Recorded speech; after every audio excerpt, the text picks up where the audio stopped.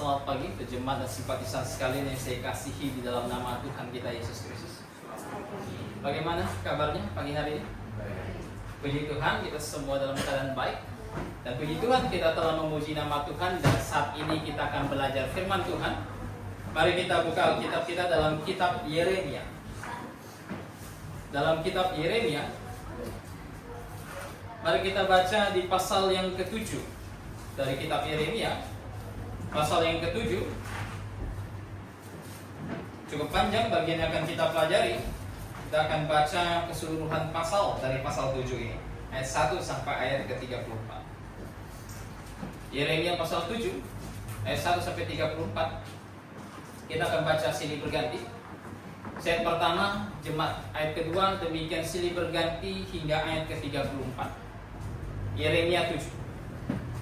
Firman yang datang kepada Yeremia dari para Tuhan, bunyinya.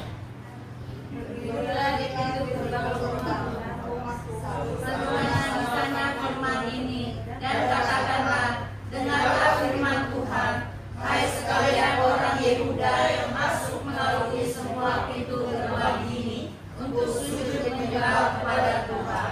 Beginilah firman Tuhan semesta alam Allah Israel.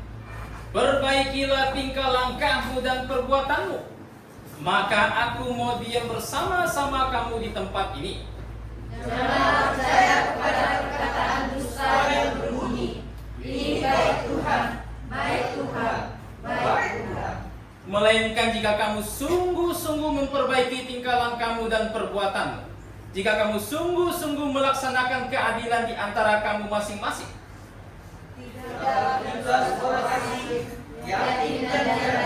tidak menumpahkan darah orang yang tak bersalah di tempat ini, dan tidak mengikuti Allah lain yang menjadi kemahamanmu sendiri. maka aku mau diam bersama-sama kamu di tempat ini, di tanah yang telah kuberikan kepada nenek moyangmu dari dahulu kala sampai selama-lamanya. Tetapi sesungguhnya kamu percaya kepada perkataan dusta yang tidak memberi faedah. Masakan kamu mencuri, membunuh, berzina, dan bersumpah palsu, membakar korban kepada Baal dan mengikuti Allah lain yang tidak kamu kenal. Kemudian kamu datang berdiri di hadapanku di rumah yang atas nama diserukan, sambil berkata, kita selamat, supaya dapat pula melakukan segala perbuatan yang keji ini. Sudah kamu menjadi sarang penyamun di matamu rumah yang atasnya namaku diserukan ini. Kalau aku sendiri melihat semuanya, demikianlah firman Tuhan. Tetapi baiklah pergi dahulu ke tempatku yang di Silo itu, di mana aku membuat namaku diam dahulu, dan lihatlah apa yang telah kulakukan kepadanya, karena kejahatan umat Israel. Maka sekarang, oleh karena kamu telah melakukan segala perbuatan itu juga, demikianlah firman Tuhan. Dan oleh karena kamu tidak mau mendengarkan, sekalipun aku berbicara kepadamu terus-menerus, dan kamu tidak mau menjawab, sekalipun aku berseru kepadamu. Karena itulah kepada rumah yang atasnya namaku diserukan dan yang kamu adakan itu, dan kepada tempat yang telah kuberikan kepadamu dan kepada nenek moyangmu itu, akan kulakukan seperti yang telah kulakukan kepada Silo. Aku akan melemparkan kamu dari hadapanku seperti semua saudaramu, yakni seluruh keturunan Efraim telah kulemparkan. Tetapi engkau janganlah berdoa untuk bangsa ini, janganlah sampaikan seruan permohonan dan berdoa untuk mereka, dan janganlah desak aku, sebab aku tidak akan mendengarkan engkau. Tiadakah engkau melihat apa yang dilakukan mereka di kota-kota Yehuda dan di jalan-jalan Yerusalem? Anak-anak memungut kayu bakar, bapak-bapak menyalakan api, dan perempuan-perempuan meremas adonan untuk membuat penganan persembahan bagi roti. Dan orang mempersembahkan korban curahan kepada Allah lain dengan maksud menyakiti hatiku. Hatikulah sebenarnya yang mereka sakiti. Demikianlah firman Tuhan. Bukankah hati mereka sendiri sehingga mereka menjadi malu? Sebab itu beginilah firman Tuhan Allah, sesungguhnya murkaku dan kehangatan amarahku akan tercurah ke tempat ini,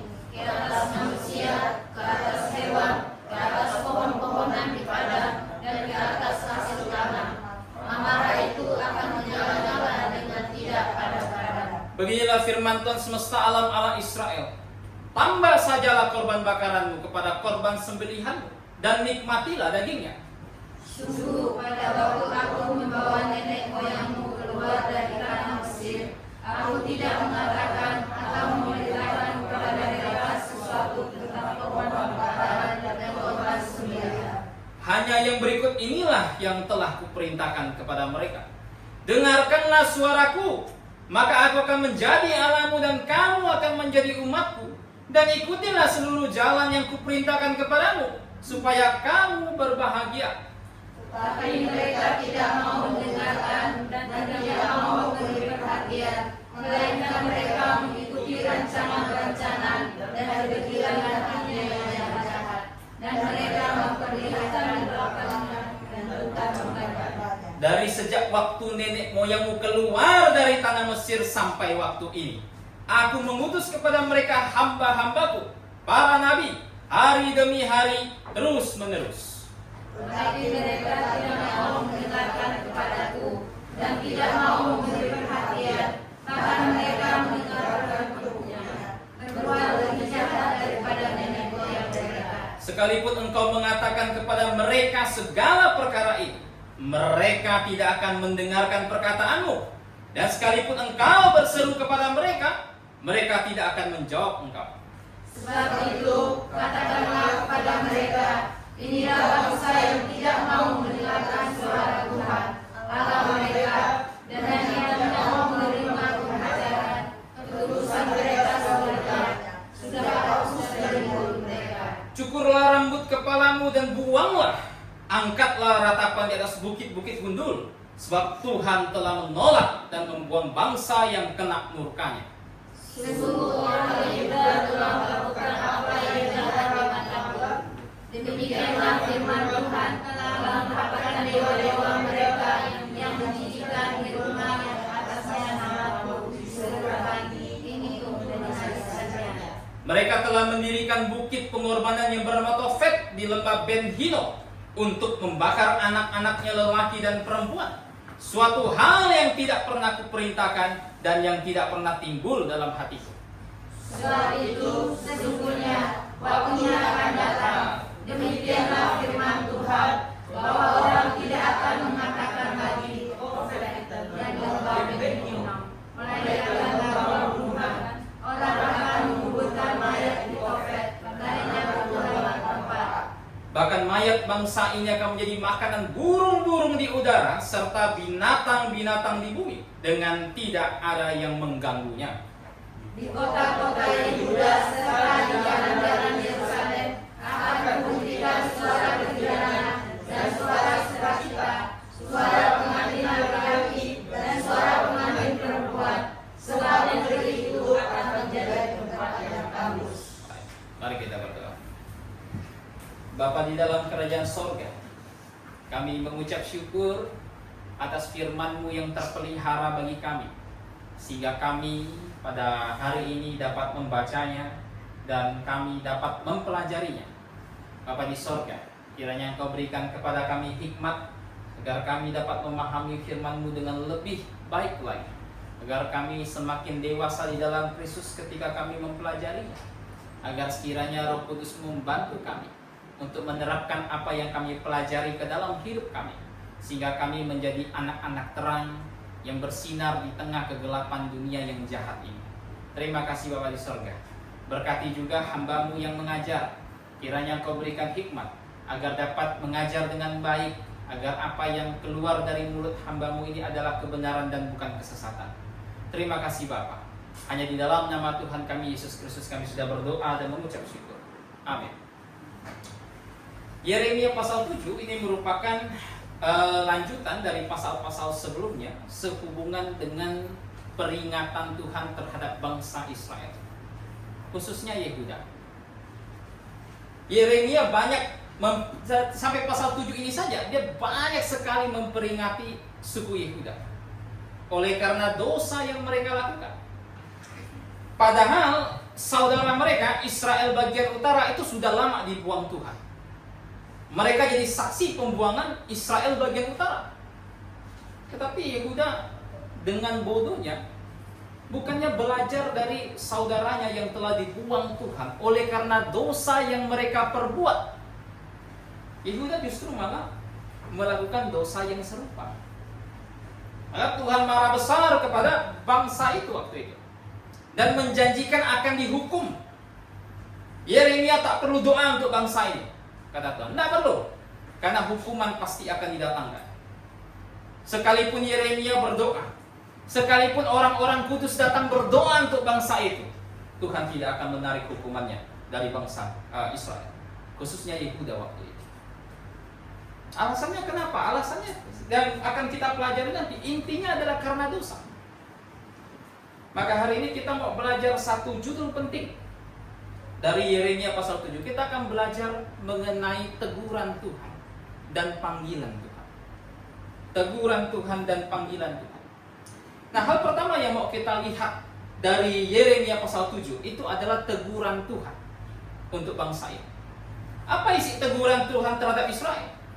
Isi tegurannya sangat panjang begitu, sangat panjang. Yang kita akan lihat satu persatu. Apa isi teguran Tuhan kepada Israel?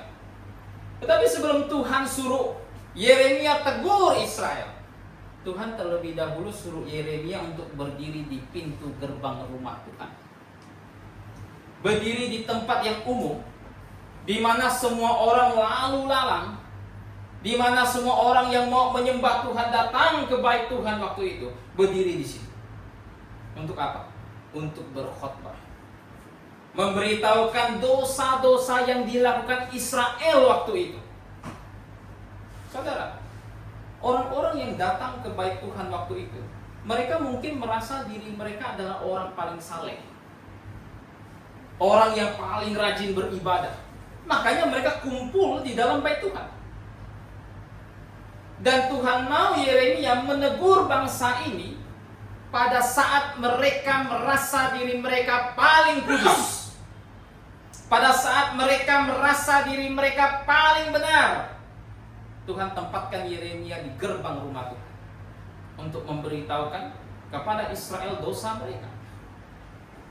Tidak berbeda jauh dengan gereja, saudara.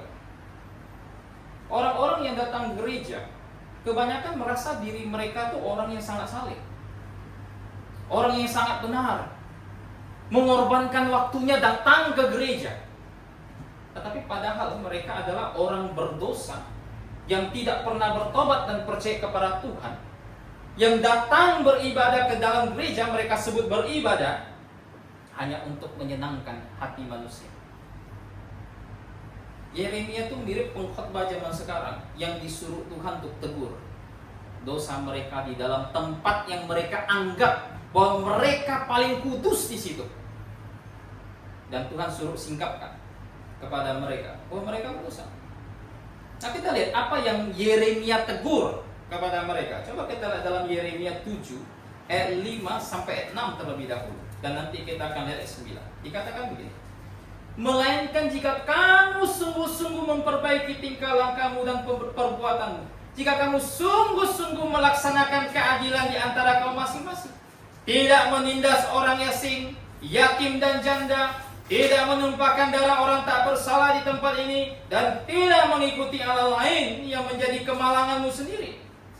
Kemudian kita lihat 9 dikatakan, masakan kamu mencuri, membunuh, berzina dan bersumpah palsu, membakar korban kepada Baal dan mengikuti Allah lain yang tidak kamu kenal. Saudara, Tuhan dengan tegas memberitahukan daftar dosa mereka. Tuhan bukan pribadi yang menegur dosa dengan kata-kata lembut. Banyak orang zaman sekarang berusaha kalau negur dosa itu dengan dimodifikasi selembut-lembutnya. Takut orang itu tersinggung, takut orang itu marah tak ke gereja lagi. Kalau konteks Yeremia, takut dia tak datang ke bait Tuhan lagi. Tegur saja secara umum. Jangan sebut daftar dosanya, kau berzina, kau membunuh. Tapi Tuhan beda. Dia sebut satu persatu dosa mereka. Kenapa? Karena ini penting.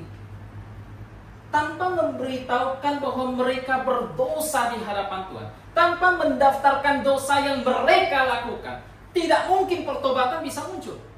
Tidak mungkin. Yang nanti kita akan lihat di poin kedua, di mana Tuhan memanggil mereka untuk bertobat. Tidak mungkin itu semua bisa muncul jikalau dosa mereka tidak disingkapkan satu persatu. Mereka merasa diri mereka benar di hadapan Tuhan. Mereka bisa berseru.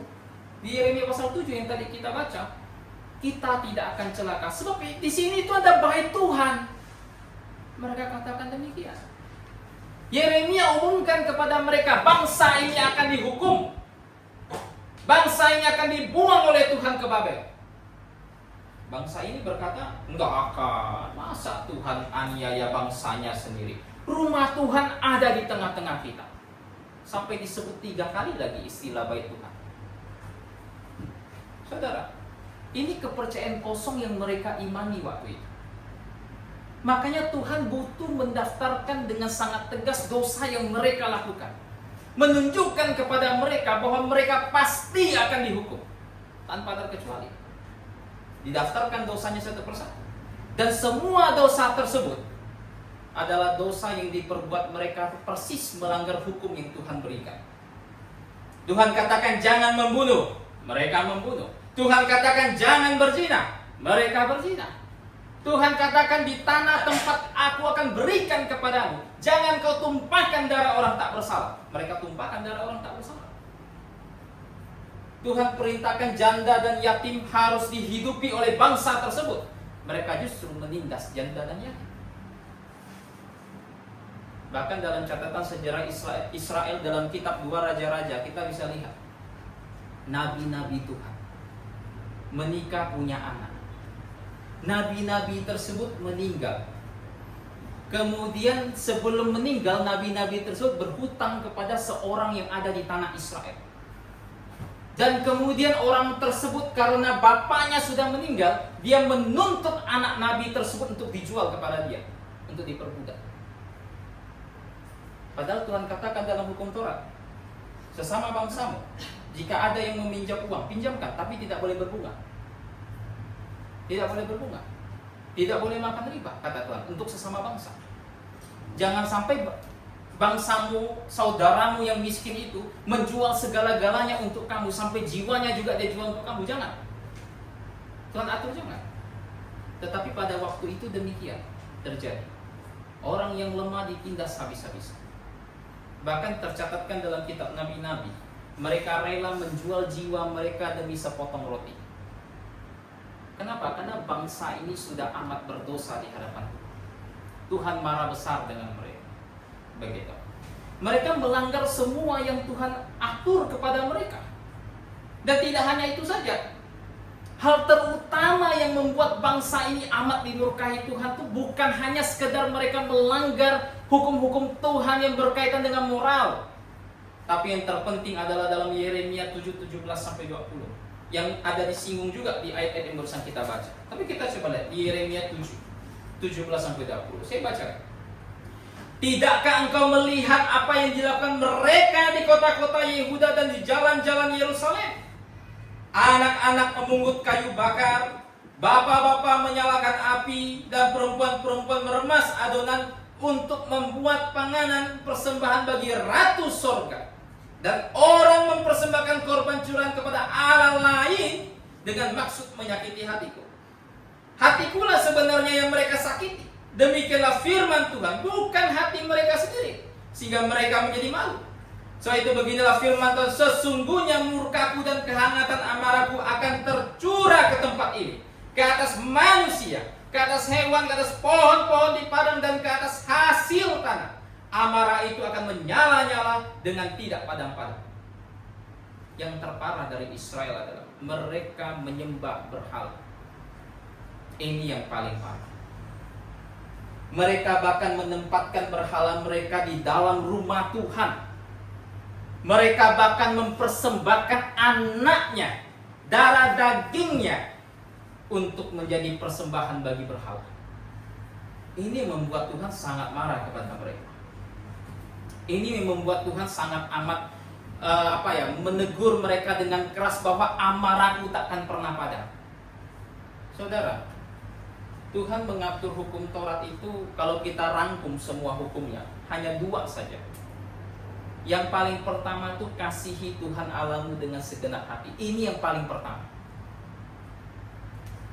Usaha apapun yang dilakukan Israel, yang diberikan kepada sesuatu yang lain selain daripada Tuhan, itu sama dengan menghina Tuhan yang merupakan pencipta mereka.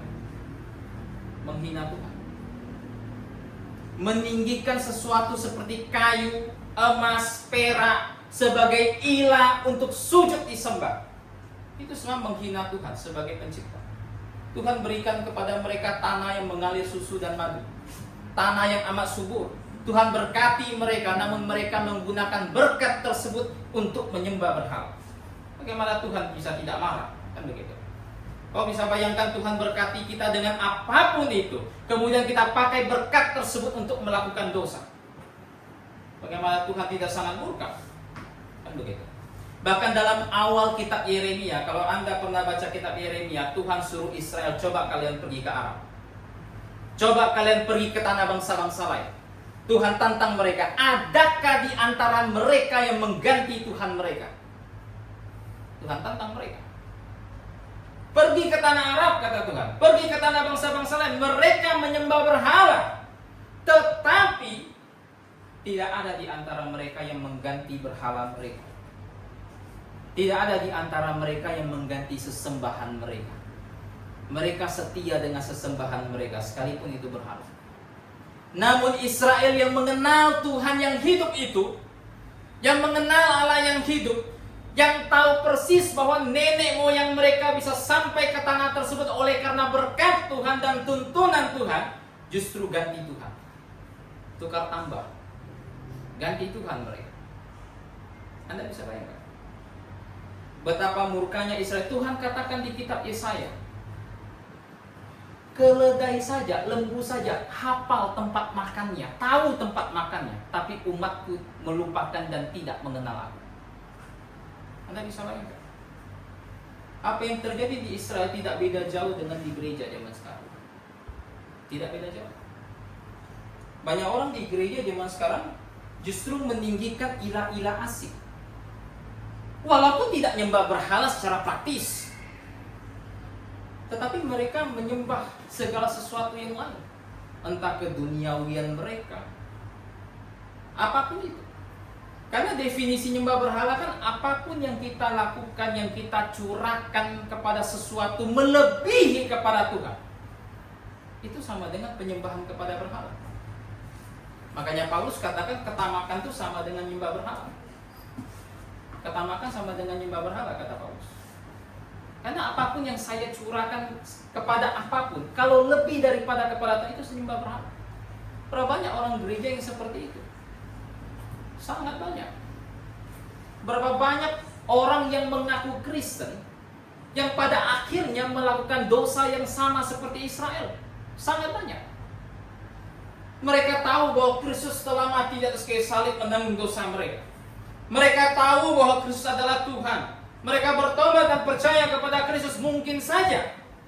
Tetapi dalam keseharian mereka, mereka menukarkan Kristus dengan hal-hal duniawi. Mereka menggantikan Kristus dengan sesuatu yang mereka lebih sukai. Mereka tukar Tuhan. Kira-kira Tuhan bisa semarah apa kan begitu? Saya rasa Tuhan akan sangat-sangat marah besar kepada siapapun yang melakukan hal serupa seperti ini.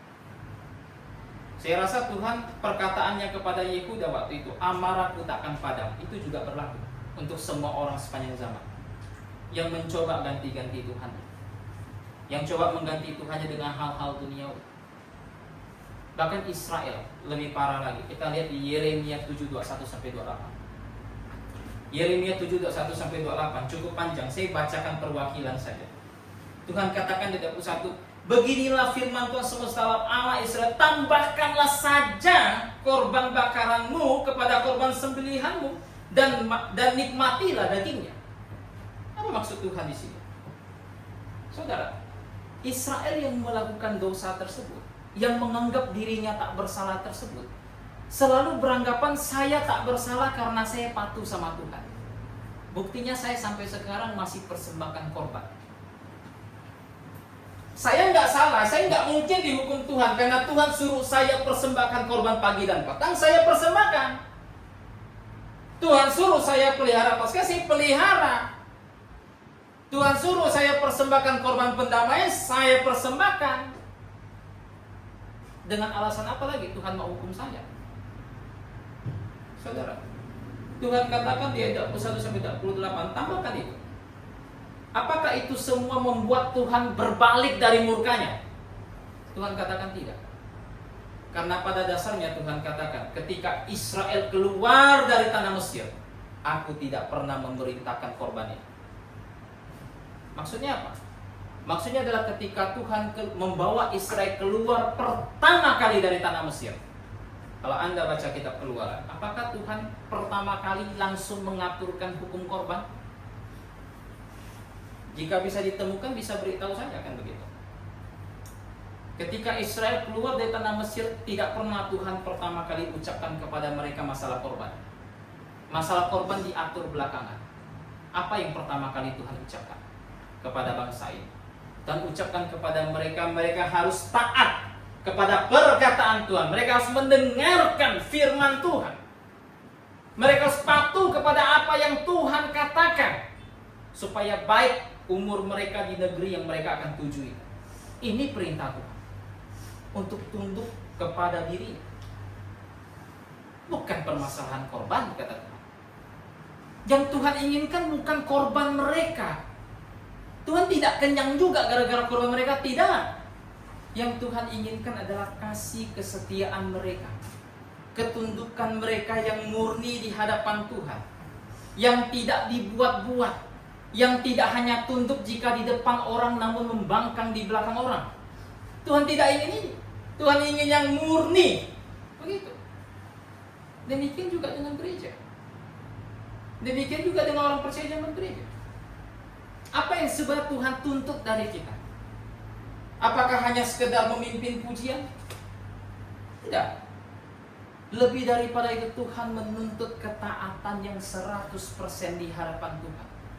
Tuhan menginginkan kasih kita yang mula-mula itu. Tuhan menginginkan kesetiaan kita. Percuma mimpin pujian, percuma kita melakukan apapun dalam gereja jika kita sendiri membangkang Tuhan. Jika kita sendiri nggak mau patuh sama Tuhan, percuma itu semua.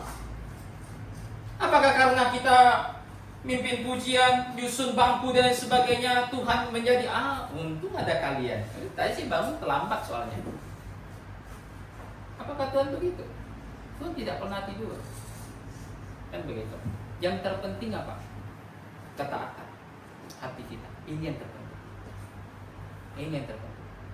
Karena ketaatan hati kita, kesetiaan hati kita, yang paling mendasar ini nanti akan berdampak kepada hal-hal yang lain. Ini yang terpenting. Makanya Tuhan ingin itu. Begitu. Makanya Tuhan tegur mereka dengan sangat keras, oleh karena dosa-dosa mereka. Dan setelah dia tegur dengan sangat keras mereka, dia peringatkan kepada mereka untuk jangan bersandar kepada ajaran kosong. Nah sekarang apalagi yang Tuhan mau, kan begitu. Tuhan sudah tegur mereka, dan kita melihat apa yang Allah tuntut dari Israel. Sudah Tuhan tegurin. Apa yang Tuhan tuntut sekarang? Yang Tuhan tuntut sekarang tidak lain tidak bukan adalah pertobatan mereka. Tidak lain tidak bukan adalah pertobatan dari mereka. Yeremia 7:13 kita lihat. Maka sekarang, oleh karena kamu telah melakukan segala perbuatan itu juga, demikianlah firman Tuhan. Dan oleh karena kamu tidak mau mendengarkan sekalipun aku berbicara kepadamu terus menerus, dan kamu tidak mau menjawab sekalipun aku berseru kepadamu.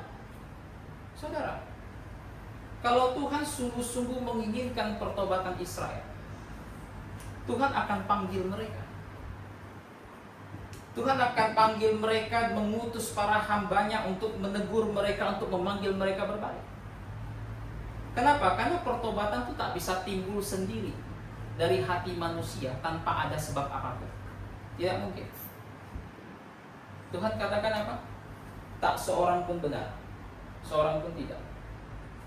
Dan katakan dalam Roma pasal 3 apa? Tak seorang pun yang mencari Tuhan, seorang pun tidak. Kenapa? Karena pertobatan tak bisa muncul sendiri. Dia bukan seperti angan-angan kita yang bisa muncul entah dari mana, tidak bisa. Pertobatan itu mesti ada sesuatu yang menyebabkannya. Dan yang menyebabkannya apa? Firman Tuhan. Ini yang menyebabkan pertobatan bisa muncul. Makanya Tuhan katakan di sini, aku utus nabi-nabi. Aku panggil mereka. Dan Tuhan katakan dari ayat 13, sekalipun aku bicara kepadamu terus menerus kata Tuhan. Kata terus menerus begitu. Dan nanti akan diulang beberapa kali. Di situ kalau mau dilihat dalam King James, punya penekanan tuh Tuhan seperti bangun pagi-pagi hari. Tuhan katakan dia panggil mereka itu seperti orang bangun pagi-pagi. Kenapa Tuhan katakan demikian? Seperti orang bangun pagi-pagi. Karena begini, orang bangun sangat pagi, itu kan menandakan semangat dia untuk melakukan sesuatu. Entah kerjakah, apapun itu. Bahkan sampai ada pepatah, kalau bangun terlalu siang kan rezeki dipatok ayam. Kan begitu. Bangun pagi-pagi kan menandakan dia sudah sangat semangat ini untuk menempuh hari tersebut. Orang masih tidur dia sudah bangun. Dan Tuhan katakan dia memanggil Israel itu seperti orang bangun pagi-pagi. Artinya apa? Tuhan dengan semangatnya, dengan kesetiaannya, setiap hari terus memanggil mereka melalui hamba-hambanya tanpa terkecuali. Terus dilakukan seperti orang bangun pagi, itu Tuhan katakan. Israel masih tidur, dia sudah utus orang untuk datang ke Israel. Israel masih tidur di kamarnya, masih tidur di bawah selimutnya, Tuhan sudah utus hambanya untuk kasih tahu Israel agar mereka bertobat. Saudara, itu kesungguhan hati Tuhan. Demikian juga dengan semua orang percaya zaman gereja. Bagaimana kita bisa datang kepada pertobatan Kristus? Tentu oleh karena Tuhan dengan setia bangun pagi-pagi dalam tanda kutip untuk memanggil hambanya untuk utus dia kepada kita. Dan itu terus dilakukan kepada siapapun yang belum bertobat dan percaya kepada Kristus. Panggilan tersebut terus diberikan oleh Tuhan. Melalui siapa? Melalui hambanya. Tuhan bekerja semaksimal mungkin untuk menyelamatkan jiwa. Saudara, jika ada jiwa yang mati masuk neraka, tak ada satupun yang bisa mempersalahkan Tuhan pada hari penghakiman. Tuhan gak cari saya sih. Gak bisa.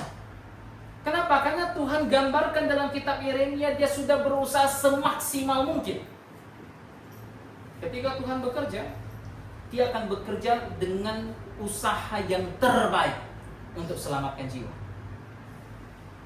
Walaupun keputusan tobat itu di tangan mereka, tapi Tuhan usahakan semaksimal mungkin sampai memungkinkan mereka terima Tuhan.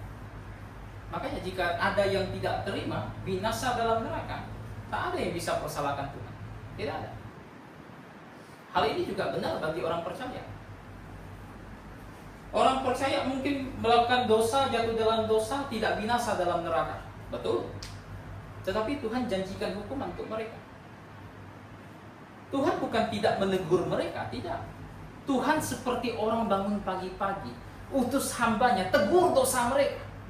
Supaya apa? Supaya berbalik. Jangan berdosa. Supaya jangan menerima hukuman Tuhan. Tetapi ketika dia tak kunjung mau dengar, Tuhan mendatangkan hukumannya. Bisakah dia salahkan Tuhan atas keadaannya? Tuhan katanya menyertai setiap hambanya. Kenapa saya menderita seperti ini? Tidak bisa. Karena Tuhan bukan pribadi yang tak berusaha untuk tegur. Minimal dari mimbar gereja. Kan begitu. Minimal dari mimbar gereja, dosa terus diberitakan, keselamatan terus diberitakan, penghakiman terus diberitakan. Tak ada satu orang pun yang bisa beralasan di hadapan Tuhan. Maka Tuhan berkata di Yeremia 7 ayat 3-11, mereka mesti tobat kembali, mereka mesti taat kembali. Allah siap untuk mengampuni mereka. Allah siap. Allah siap memberkati mereka kembali jika mereka mau bertobat dari segala perbuatan jahat mereka. Allah siap melakukan itu. Asalkan satu saja, mereka tobat. Saudara, pada zaman sekarang muncul satu pengajaran yang aneh. Ada gereja yang mengajarkan tobat itu bukan bagian yang penting, baik bagi keselamatan maupun bagi apapun. Ada yang mengajarkan seperti demikian. Tobat itu bukan sesuatu yang penting menurut mereka. Tetapi kalau kita buka dalam catatan Alkitab, kita bisa melihat betapa banyaknya pesan Tuhan. Dalam Kisah Rasul pasal 3, apa yang Petrus katakan kepada mereka? Bertobatlah supaya apa? Supaya dosamu dihapuskan. Kalau ada orang yang mengajarkan tak perlu tobat untuk datang kepada Tuhan, dan orang menerima ajaran tersebut, dosanya dihapuskan tidak? Tidak. Karena Tuhan katakan tobat, dosa dihapuskan. Tuhan katakan tobat supaya seseorang beroleh pembenaran, supaya seseorang beroleh penyucian oleh darah Kristus. Kalau dia tidak mau, ya sudah, begitu kan? Bagaimana orang tersebut bisa diselamatkan? Bagaimana orang tersebut bisa dibebaskan dari hukuman yang Tuhan janjikan kepada dia? Tidak bisa. Sama dengan Israel. Bagaimana Israel bisa lepas dari hukuman Tuhan yang Tuhan umumkan kepada Yeremia jika mereka tidak mau bertobat? Dan dalam Yeremia 7 tadi kita baca sampai akhir, kenyataannya apakah Israel menerima? Tuhan katakan bangsa ini tegar tengkuk, tak mau dengar. Diberitakan, tak mau dengar. Dan Tuhan janjikan hukuman pasti akan datang. Hukuman pasti akan datang. Tuhan suruh mereka bertobat. Bertobat dari apa? Kan begitu. Bertobat dari apa?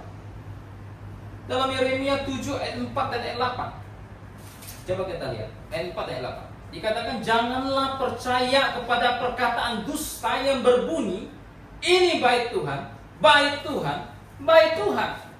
Ayat 8. Tetapi sesungguhnya kamu percaya kepada perkataan dusta yang tidak memberi faedah. Mereka harus bertobat dari apa? Mereka harus bertobat dari kepercayaan palsu mereka itu. Dari kepercayaan palsu mereka itu. Bukan karena ada baik Tuhan di tengah-tengah mereka, mereka tak akan dihukum. Tuhan berkata demikian. Tuhan ambil contoh Siloh, contoh yang paling mereka ketahui. Saudara, siapa di sini yang nggak tahu kalau Siloh itu menjadi tempat sementara untuk meletakkan tabut perjanjian Tuhan di sana? Siapa yang nggak tahu di sini? Saya harap semua tahu. Begitu. Itu menjadi tempat Tuhan menaruh tabut perjanjian sementara. Sampai akhirnya direbut oleh orang Filistin. Kemudian nanti bait Tuhan itu direbut kembali dan dibawa kembali oleh Daud. Dibawa pulang ke Yerusalem. Namun Silo yang pernah menjadi tempat bagi bait Tuhan, menjadi tempat bagi bait Tuhan, apakah gara-gara dia pernah menjadi tempat bagi bait Tuhan dia tidak dihukum? Tercatat dalam kitab Samuel, tercatat dalam kitab Mazmur, Silo diporak-porandakan. Silo diporak-porandakan oleh karena kesalahan mereka. Sekalipun di sana pernah menjadi tempat bait Tuhan ada, tabut perjanjian Tuhan ada, sekalipun di sana pernah menjadi tempat istimewa. Bahkan dari tempat itu tabut perjanjian direbut. Apakah gara-gara ada bait Tuhan kalau begitu? Yeremia katakan, di tengah-tengah mereka ada tabut perjanjian, di tengah-tengah mereka Israel tak akan dihukum, Yerusalem tak akan dihukum. Tidak, Tuhan akan hukum. Yeskiel katakan bahwa kemuliaan Tuhan meninggalkan bait Tuhan. Apalagi gereja. Kan begitu. Jangan berpikir kalau saya telah berada dalam gereja, saya tidak akan dihukum. Tidak. Jangan pernah berpikir demikian. Sama seperti bait Tuhan yang ada di Yerusalem. Sama seperti tabut perjanjian yang pernah ada di Silo. Jangan pernah berpikir gereja tak akan dihukum. Tidak. Mentang-mentang Tuhan berkata bahwa aku akan berada di tengah-tengah mereka. 2-3 orang berkumpul, aku di tengah-tengah mereka. Jemaat adalah tiang penopang dasar dan kebenaran. Gereja tak akan dihukum. Tidak. Gereja akan dihukum jikalau mereka berdosa dan tidak kunjung bertobat. Gereja akan dihukum. Jangan berpikir bahwa Tuhan katakan, Tuhan sebut gereja sebagai tempat corong mulutnya, berarti Tuhan tak akan hukum. Itu kepercayaan palsu. Itu kepercayaan yang menyesatkan. Dan Yeremia mau mereka tobat dari kepercayaan palsu ini. Saudara, pada zaman sekarang ada banyak kepercayaan palsu yang beredar di gereja. Ada banyak. Ada kepercayaan palsu yang mungkin mengajarkan bahwa kebaktian tidak begitu penting. Ada. Ada kepercayaan palsu yang mengajarkan bahwa keselamatan tidak begitu penting misalnya. Ada. Begitu. Ada mungkin yang mengajarkan bahwa Tuhan mau sembah dia sebagai anak Tritunggal atau sembah dia sebagai apa nggak penting. Itu ada. Dan Tuhan mau semua orang yang terjebak dalam ajaran palsu tersebut bertobat dari kepercayaan palsu mereka. Ingat, Tuhan akan tiba saatnya dia memberikan satu hukuman yang tak bisa terelakkan lagi. Kepada gereja saja Tuhan janjikan apa? Ada dosa yang mendatangkan maut dan ada dosa yang tidak mendatangkan maut. Ada dosa yang mendatangkan maut dan tidak mendatangkan maut. Hati-hati. Jangan beranggapan, oh kalau gitu kami tidak akan apa-apa selama kami di dalam Kristus. Tidak, bisa jadi kita dihukum Tuhan dengan kematian jasmani. Bisa jadi. Jangan mengecilkan dosa yang mungkin bisa muncul di tengah-tengah kita. Itu yang Tuhan ingin ajarkan kepada Israel. Cuma sayangnya Israel tak mau tobat, akhirnya Tuhan hukum. Nah, bagaimana dengan gereja? Bagaimana dengan orang-orang yang hidup di zaman gereja? Firman Tuhan terus diberitakan, aturan Tuhan terus disampaikan, firman Tuhan terus diberitakan. Apakah kita tiba pada satu kesimpulan yang sama? Bahwa ketika firman Tuhan itu menegur saya, bahwa ketika Tuhan berkata apa, ini kehendak Tuhan dan saya melanggar kehendaknya, maka saya mesti bertobat. Jika kita tiba pada kesimpulan yang sama, ya bersyukur. Tuhan akan memberkati. Tuhan akan menumbuhkan, membangkitkan kebangkitan iman bagi kita masing-masing. Tapi jika kita tiba pada kesimpulan yang berbeda, hati-hati. Tuhan akan siap menghukum siapapun yang tidak mencapai kesimpulan untuk bertobat. Hari ini kita belajar pesan penting Tuhan lewat Yeremia. Teguran Tuhan terhadap dosa amat sangat jelas. Dan itu mengajarkan hal-hal penting bagi gereja. Bahwa gereja berhati-hati, dosa bisa muncul. Dan bagaimana panggilan Tuhan kepada mereka untuk bertobat. Dan panggilan tersebut masih berlaku sampai hari ini. Siapapun yang mungkin berdosa di hadapan Tuhan, yang mungkin belum percaya kepada Tuhan, kapanpun Tuhan bersedia menyelamatkan mereka. Asalkan satu, mereka bertobat dan percaya kepada Tuhan. Minta kesediaan Pak Sukardi tutup dalam doa. Dipersilakan.